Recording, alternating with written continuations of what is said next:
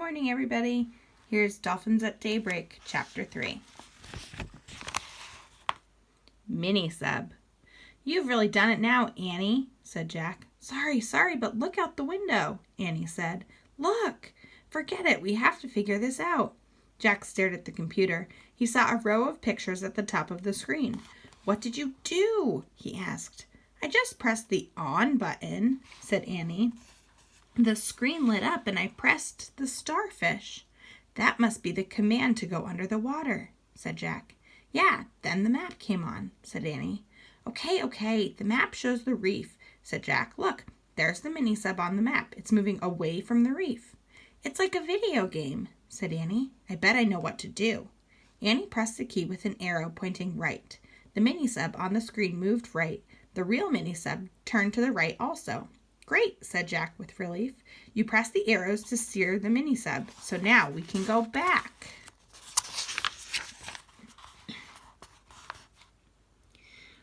Oh no, not right away, said Annie. It's so beautiful down here. We have to get back to the reef, said Jack. His eyes were still glued to the computer screen. What if the owners find it gone?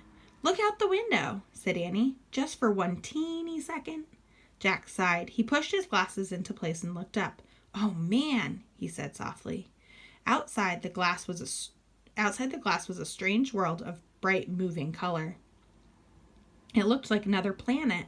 The mini-sub was moving past red, yellow, and blue coral, past little coral mountains, valleys, and caves, past fishes of every color and size. Can't we stay a little while? The answer to Morgan's riddle must be here, said Annie. Jack nodded slowly. She might be right, he thought. Besides, when would they ever get to visit a place like this again? Chapter 4. Fish City. There were fish everywhere, floating over the swaying seagrass, eating on the white sandy bottom, peeping out of coral caves. Some kinds of coral look like blue fingers or lacy fans. Others look like deer antlers or lettuce leaves or mushrooms or trees. Jack read in the book. Coral reefs are only found in warm tropical waters. Nearly 5,000 different species of fish live around coral reefs in the Indian and Pacific Oceans. Jack pulled out his pencil and notebook. He started to write a list. Coral reef research. Warm water, over 5,000 kinds of fish. Look, said Annie. The sub floated past a huge starfish, then a pink jellyfish, then a blue seahorse. Jack added to his list, starfish, jellyfish, seahorses. What is that? Said Annie. Jack saw a creature that looked like a giant pancake with a long tail. A stingray, said Jack. He put that on his list as well. And that? Said Annie. She pointed at the biggest shell Jack had ever seen. It was as big as a footstool. I'll have to check on that one, said Jack. He turned the pages of the ocean book. When he got to the page about clams, he read aloud. The giant clam of the coral reef is 3 feet wide and weighs up to 200 pounds. Wow, said Annie. No kidding, said Jack. He added giant clam to his list. Dolphins, cried Annie. Jack looked up. 2 dolphins were peering in the window. They tapped their noses against the glass. Their eyes were bright. They seemed to be smiling. Jack laughed.